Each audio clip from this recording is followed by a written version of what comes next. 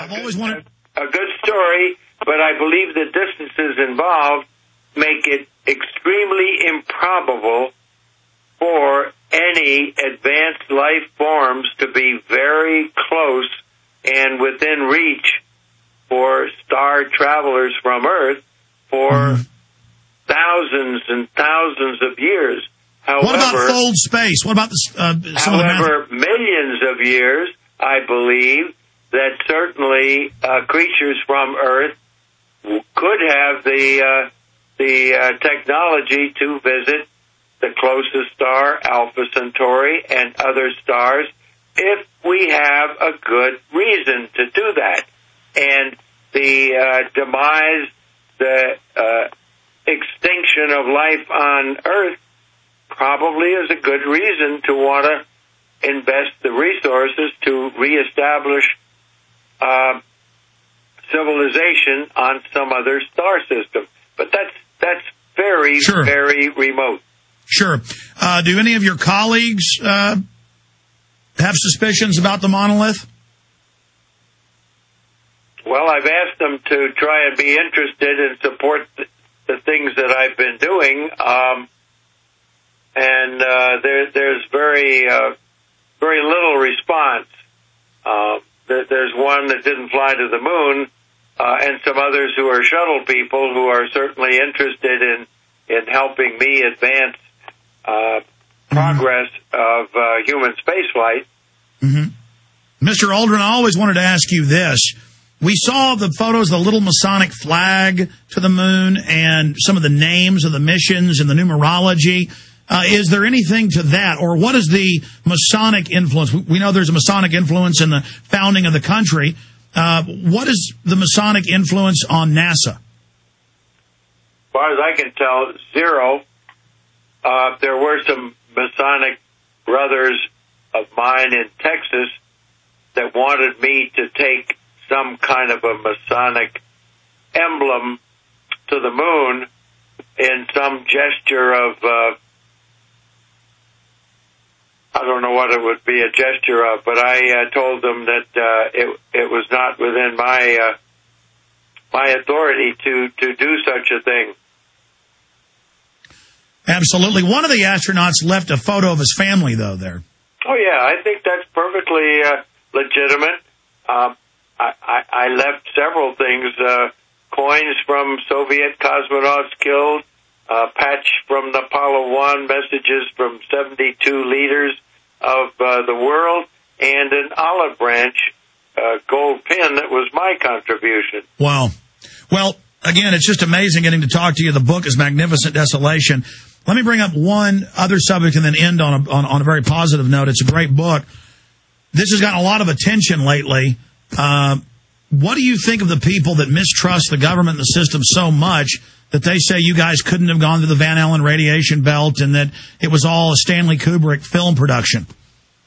Well, I think they are self-serving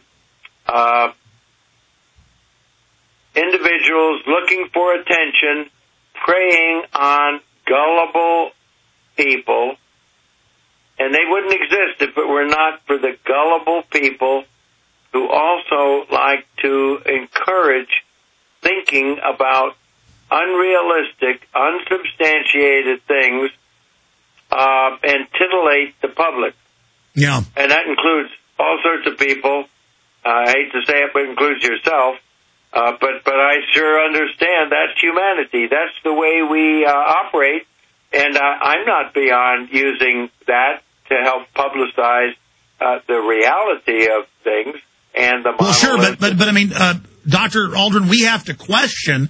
I mean, that's a human trait. I tend in the other direction because I know people that worked actually, on the mission with the RCA cameras and things, and they say they believe it was real. My issue is I know it goes in the other direction. I've talked to people, former head of Star Wars and others. They say there's so much classified stuff, space planes, that the real space program is robotic, and that most of it's military. You have any comments on that? Well, robotic space program is much, much cheaper than a human one, and if I were financing the military, I would be pretty skeptical about sending military astronauts up there with all the expense if I could get the job done with robots. So, yeah, but I think there certainly are limits to what can be done with robots, and still keep that somewhat cloaked from the general public. The people that accuse the government of improperly cordoning off areas like Area 51 from public trespassing.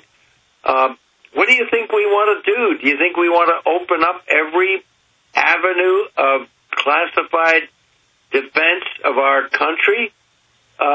No, but I was just asking you, with your knowledge, Mr. Aldrin, about secret government programs, because that is obviously very, very interesting. The book is Magnificent Desolation, Buzz Aldrin with Ken Abraham, and it's an amazing book. You're an amazing person, and we really enjoy you being on. I'd like to say bye to you as we go to break here in 5 seconds before we let you go, Mr. Aldrin. But again, we really want to thank you for coming on with Magnificent Desolation. This is the shipping version of the Liberty unit. It's the basic unit that we work with. It consists of 14 cases and a pail of sprouting seeds and a sprouter. Extremely well balanced, and this is the one that we adjust for special dietary needs, like diabetics and people with gluten intolerances. Also, those who are concerned about not having any soy products or textured vegetable protein, this is the unit that we adjust for special needs. All of these one-year supplies are extremely well balanced. They have all the fruits and vegetables and dairy products, everything that you need for a normal diet, and it fits most people. But if you have special needs, if you're a vegan, or if you're a diabetic, or have gluten intolerances, please call us directly and we'll be able to adjust your unit to fit what you need. The 800 number is 800-810-4441, and that will get our administrative office, and we'll help you as best we can. Do you understand how dark it is? How far down the line we are? How late it is? Okay, we're going to do 5 more minutes with Commander, Colonel, Captain Buzz Aldrin, Doctor. The book is Buzz Aldrin, Magnificent Desolation. And he's going to come back for 5 minutes and break down, answer the people that say we didn't go to the moon or it was a hoax. So, Buzz Aldrin, you've got the floor, sir. Please break it down for us. Well, he went to the moon.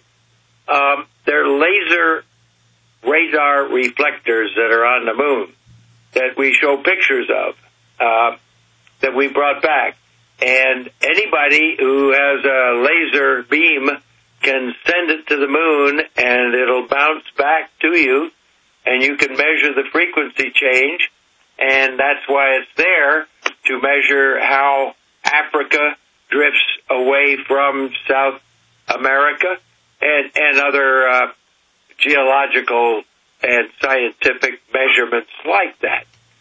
I think most important is the fact that we were clearly in a race with another highly technical, capable country, the Soviet Union, that claimed they never went to the moon, but they were preparing to, and they had landers and they had people picked out.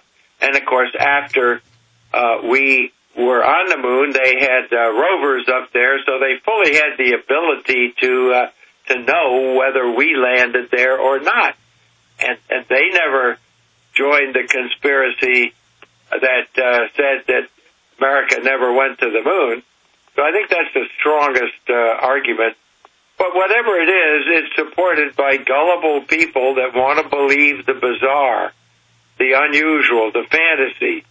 And that's okay, because that's human nature, to be curious about things. Well, I read a book by a prominent person who says we didn't go to the moon, and he says there's plants on the moon, and it has an atmosphere, and that it rotates, but everybody can look at the moon and tell it doesn't rotate, or at least, that's crazy. Well, it rotates once a revolution around the Earth.